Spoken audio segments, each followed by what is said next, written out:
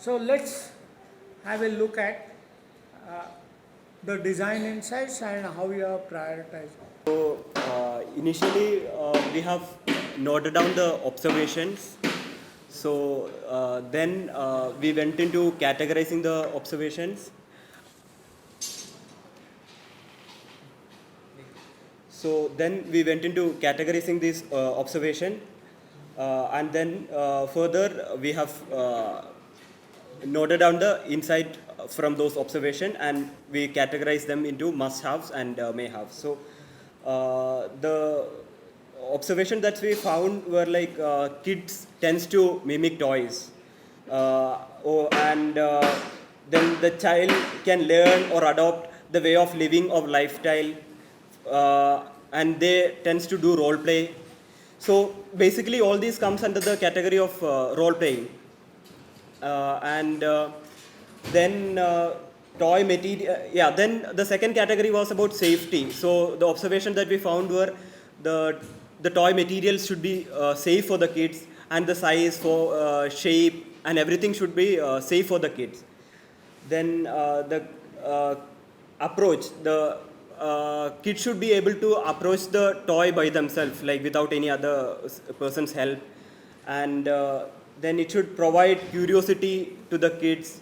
Then uh, then the kids have the tendency to explore, so it should feed into that.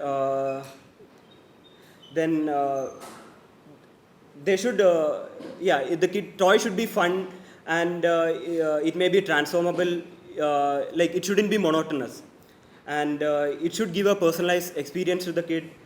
Then the texture and sensation, like the kids are fascinated by all these textures, color and everything, so the it should help them to develop their sensory development. Then uh, yeah, then the physical movement.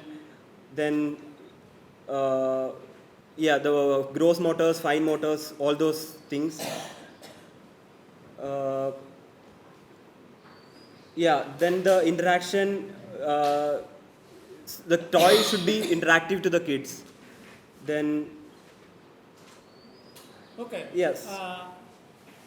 So you have to list down the Yeah. design insights and then prioritize as well as separate them into two groups that must have and may have. Whatever product you are designing, they have two features. That if I am designing a camera, camera is supposed to take image or the record image. That is like a must have. Okay? But the underwater photography may have, right? That's the difference. If you add those may have, the product becomes more and more richer. Okay? But the cell phone means it is meant for communication. So we never ask whether this cell phone can help me to call. It must have that basic feature. Must have, may have. Okay? Have you identified yourself some interesting toy which you would like to take up as a development for this semester? Yeah, so basically, according to our insights, so the toy should aid in the development of a child in terms of three things, that is physical, cognitive, and emotional. So I want to focus on the physical and cognitive. So I want to facilitate the fine motor skills and cognitive skill building through uh, motion and sensorial feedback. And I want the toy to encourage touch and exploration, and it should evoke an element of surprise, and at the same time it should have some element where they can feel a sense of improvement over time, so they don't get bored of that. So Yeah, it should yeah. So these are like a must-have features. But to start with, okay, we said this is biomimetics approach. Means you have to get inspiration from insect or the animal. Or have you identified that as a so I have identified couple of animals. So one is chameleon, So I want to focus on, like, it has couple of features which I can work with, like the eye movement, and the way it walks is also a little funny, and the tail and the tongue. So that, and the other one is hen. So how when it walks, only the body moves and the head is a little bit stationary. So I can work with that movement. So So, have you identified a particular insect, animal Yes, from sir. nature? So last time I talked about the movement of the tails of various animals. So I have shortlisted it to the tail of a monkey. So the movement of their tail is much more dramatic than the movement of their legs. And so they used it to jump. And the movement of the monkey itself is very full of life, and it's very um, dynamic. So it moves from one tree to another. So with the help of tails. So that's what I'm trying to cover. So, which one is inspiring you? Insect, animal? The While I was natural? going through the book, I was really inspired by the aquatic animals, because all of the toys I saw was, it's like very normal we see, but most of the toy, what I felt was missing was something related to aquatic animals. So like octopus, we have a like tortoise, a sea turtle and all. So I feel like they have a very like gentle and like very flaring kind of motion.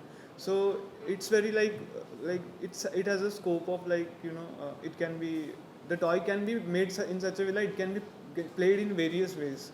Secondly, I feel short and quirky moments can also surprise kids. So I feel like lobsters and crabs. So I feel that can be very inspiring to like get a toy. Okay. Interesting. Uh, Group A, can you project your view? Sukanda?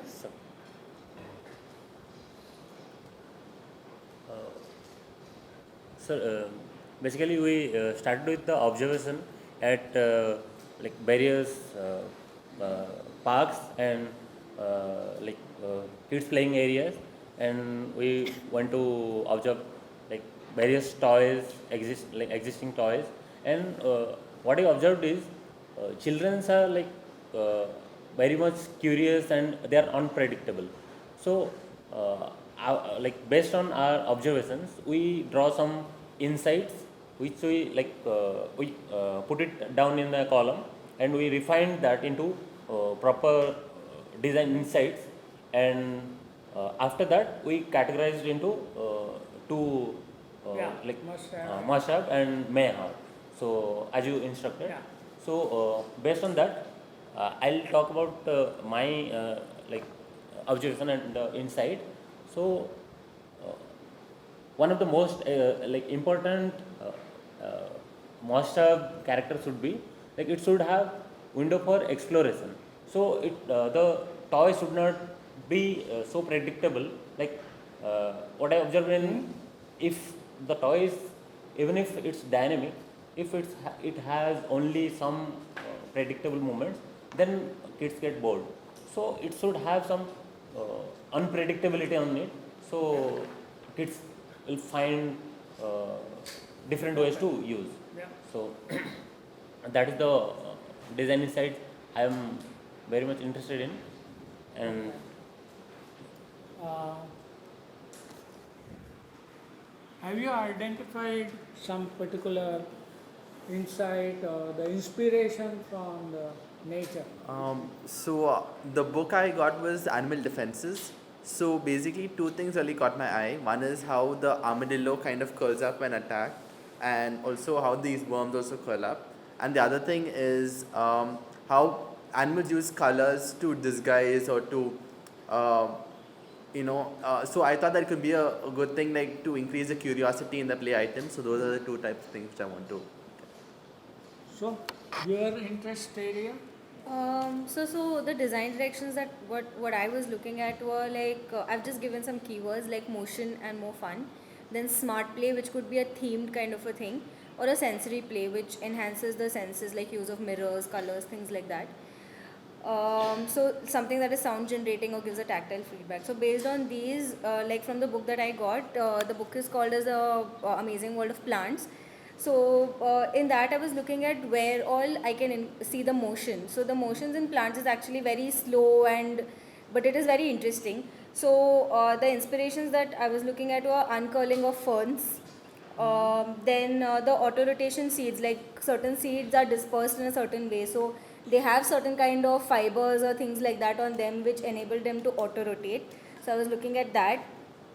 Then the nervure of the palm leaves, so I'm looking at also on what, since it is a garden equipment, on what can kids climb and things like that. So I'm thinking of drawing inspiration from the nervure of the palm leaves, then the mushroom ribs which they have at the bottom, then the tensile strength of bamboo, ecopods, and the flying motion of dandelion seeds. Okay, So these let's are see the, how we can yeah.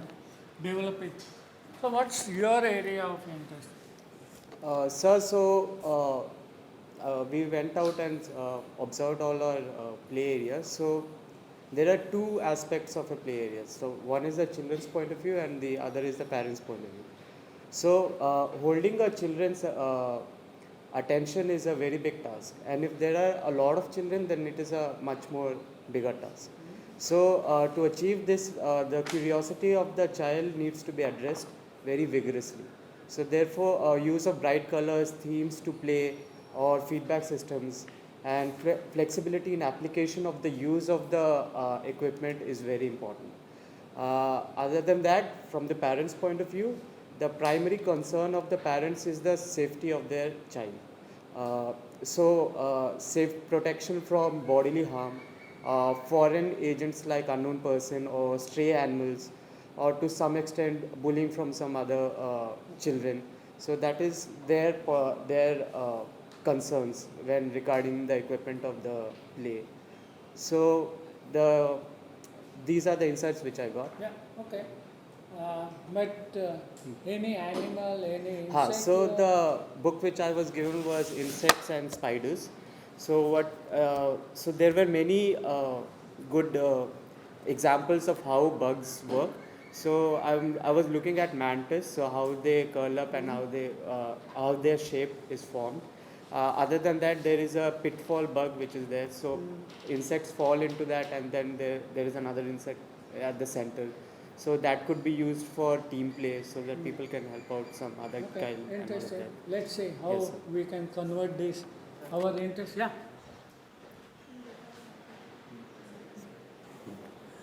So, I got an interesting insight here. I am reading the book Exploring Biomechanics. So this picture of a bobbin hanging around is it attract my attention. So this is a type of bobbin who don't have tail. So they after this I went to internet and I searched for and I watched the video. So he they use their hand long hands to balance, and they are the most naughtiest monkeys in the world. So they are more creative, and so I am looking at this baboon, and I'm trying to uh, put Develop it. some toy that Yeah, okay. that will develop the creativity and the physical balance in kids. Good, good, interesting.